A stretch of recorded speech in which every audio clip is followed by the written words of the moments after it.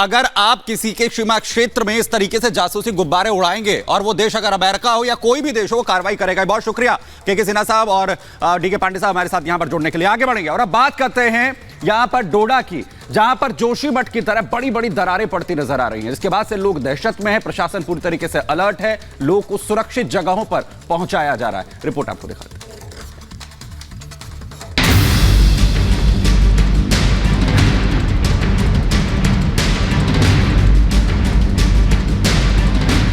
जम्मू कश्मीर के डोडा में हर बढ़ते दिन के साथ दरारें और दहशत बढ़ती जा रही है।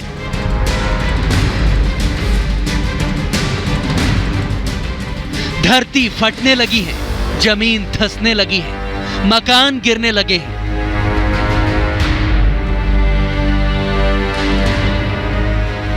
जम्मू कश्मीर का डोडा कुदरत की मार झेल रहा है। जो पहले जोशीमठ ने झेला, वही अब जम्मू कश्मीर में हो रहा है। डोडा जिले में दरार पड़ने के बाद प्रशासन भी एक्टिव हो गया। मौके पर टीमें पहुंचकर जायजा ले रही हैं। इस बीच थाथरी गांव में करीब 19 घर, एक मस्जिद और एक मदरसा खाली करा लिया गया है। लोगों को सुरक्षित जगहों पर पहुंचाया जा रहा है। हालांकि उपराज्यपाल मनोज सिन्हा ने जोशीमठ जैसा संकट होने से इनकार कर दिया है। जिला प्रशासन ने जहां 19 भवनों की बात थी, उनको खाली करा लिया गया, सुरक्षित स्थानों पर रख लिया गया है।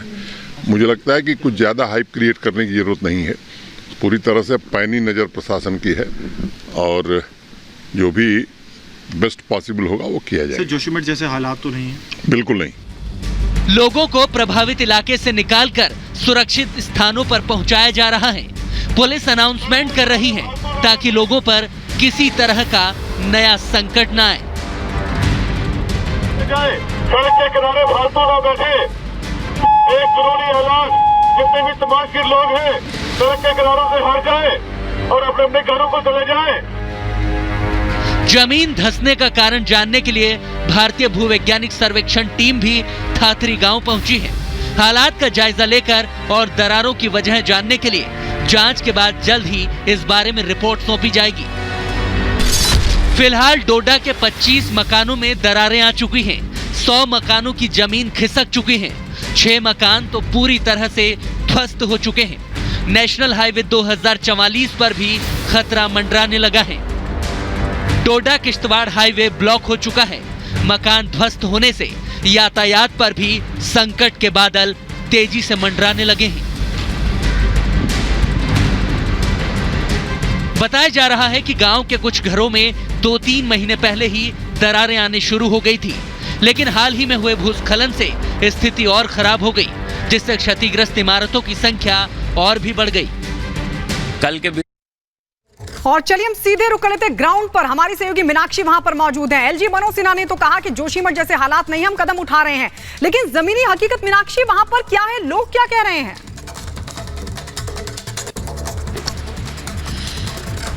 देखिए गायत्री, अगर हम यहाँ की बात करते हैं, ये डोडा जिले का ठाठरी गांव है और यहाँ आप स्थिति खुद देख सकती हैं। यहाँ हमें शायद कुछ कहने की जरूरत नहीं है, क्योंकि ये जो ढहते हुए मकान हैं ये अपने आप में बहुत कुछ कहने में सक्षम है। यहाँ से जो लोग घर छोड़ करके गए हैं, उन लोगों का जो दर्द है वो बहुत कुछ कहने में सक्षम है। तो ऐसे में हम कहीं के हालात को कहीं से कंपेयर ना करें, वो बेटर है। क्योंकि यहाँ जो ये घर है, आपको ये तस्वीरें दिखाती हूँ, विजय गौरव आपको ये तस्वीरें दिखा रहे हैं। ये तस्वीरें देखिए, स्थानीय लोग ये कह रहे हैं कि गायत्री, इन घरों का हाल ये कल तक नहीं था।